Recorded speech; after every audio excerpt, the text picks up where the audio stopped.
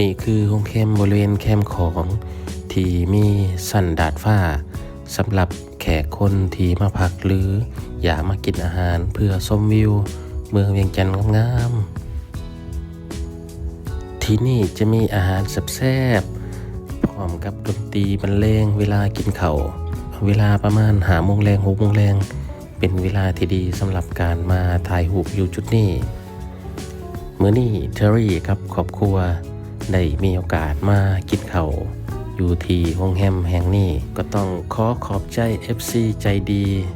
จากต่างประเทศที่ให้การสนับสนุนทางไปแคมป์ของเขตซีฮอมนี่มาติดที่ลึกแท้แต่ว่าเฮาอยู่เพื่อนเนี่ยเฮาบ่ฮู้ได้ว่าคนมาถึงมาเที่ยวหลายปานนี้นี่จนออกเพื่อนมานี่เบิ่งรถตามท้องถนนนี่ถ่ายเวลารถไปผักเสียงไปพร้อมเด้อเปลี่ยนว่าจะวางรถเสียงกลางคืนนี่แจ้งดีเนาะ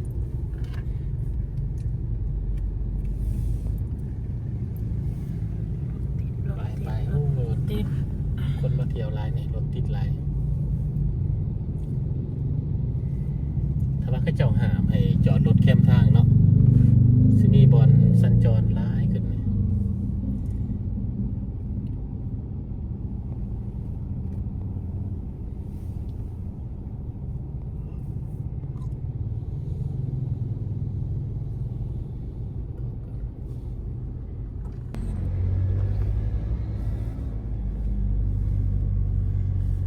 ยังสิมาเป็นผ่านแต่แถวนี้บอก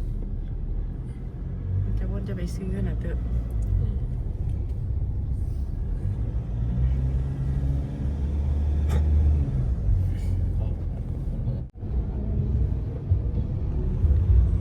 คนขับมัน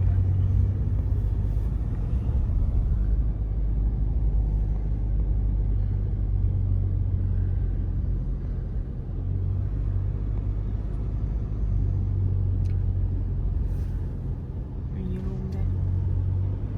ตัวดำนี่บ่อุ่นเมื่อเด็กโอ้เขาเจ้าเปิดเพลงนะอยู่เทิงงานนะโรงแรมอีสตินนะตอนนี้เฮาก็มาฮอดโรงแรมอีสตินเนาะท่านผู้ชมบอนที่เฮาจะมากินข้าวแรงอยู่ที่นี่ยังก็มาแถวด้านลมก็มีเขาเจ้าเปิดเสียงเพลงเนาะนั่งกินเบียร์อยู่แถวด้านลมนี่เสียงดังแห้งเนี่ยก็เลยปิดเสียงไว้เลยเสียงเพลงแบบน่าจะเป็นเพลงตีลิขสิทธิ์นั่นแหละมีแต่ไผหยังมาก็ได้เนาะบ่พักอยู่นี่แล้วมากินข้าวมาชมวิวนั่งฟังเพลงหรือว่ากินเบียร์เบิ่งตะเวนตกดินบ่จังซี่ก็ได้คือกันจุดที่แนะนำเลยเนาะงามหลาย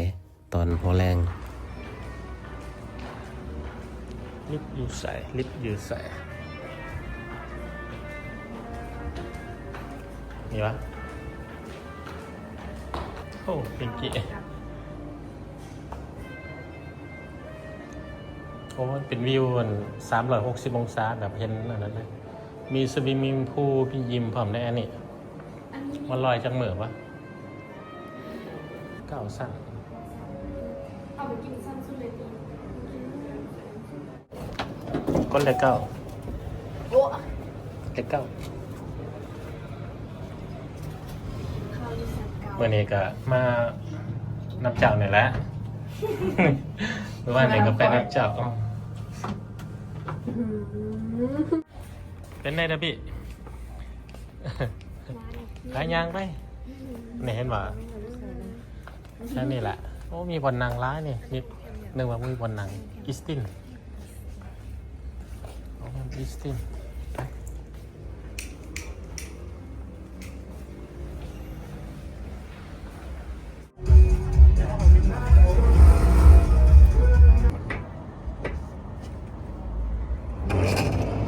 เบิ่งภาพมุมสูงทั้งหนานี่เป็นวัดไตได้นี่นี่สนามบินนี่ได้สู้ไปเบิ่งเดินบินนะบอลเป็นรันเวย์นะแต่ว่าเสียงเพลงเดี๋ยว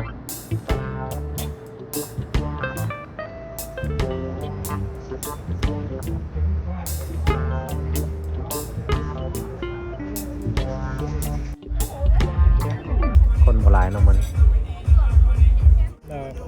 นี่คือบรรยากาศด้านเทิงเนาะกำลังสั่งอาหาร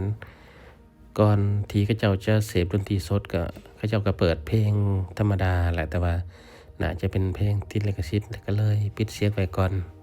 มานั่งฟังเพลง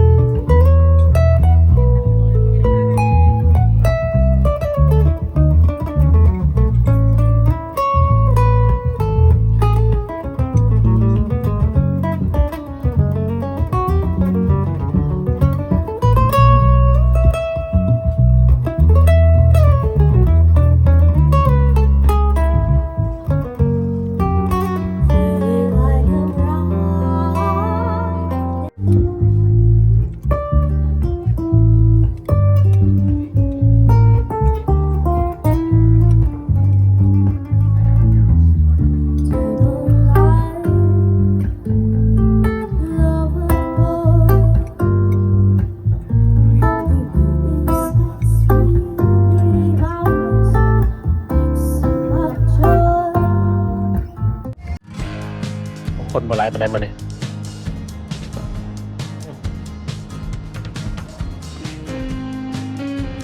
โอ้กลัวกระเจ้า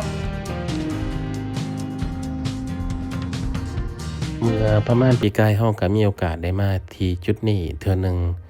ตอนนั้นมากับบริษัทที่เฮ็ดเวียกนำเนาะมีคนได้รางวัลได้มานอนอยู่ที่นี่พร้อมเนาะคือว่า1 คืนนี่แหละสำหรับข้อมูลการจองการพักท่านผู้ชมก็สามารถเข้าเบิ่งได้จากเว็บไซต์เนาะเพราะว่าจะมีหลายๆเว็บไซต์ที่สามารถเปิดจองผ่าน Agoda ก็ได้เนาะหรือว่า booking.com ก็ได้เอากินข้าวแล้วเฮาก็กลับออกเมื่อตอนนี้มาเลาะขี่รถเลาะเนาะกายเมื่อแถวบริเวณห้านตำมั่วแคมป์ของจุดนี้ก็เป็นอีกจุดหนึ่งที่ว่ามวนคือกันเนาะถ้าว่าบ่ขึ้นไปสั่นเทิงของคุกแฮมก็สามารถมานั่งกินเบียร์ชมวิวนั่งชิลอยู่แถวบริเวณแคมป์ของแถวห้านตำมั่วนี่จะมีหลายๆห้านพี่บาร์แบบของฝรั่งก็มีคือกันคือแถวนี้เนาะลอล่าบอจังซี่คนต่างประเทศก็ยอมมากขนาดเลย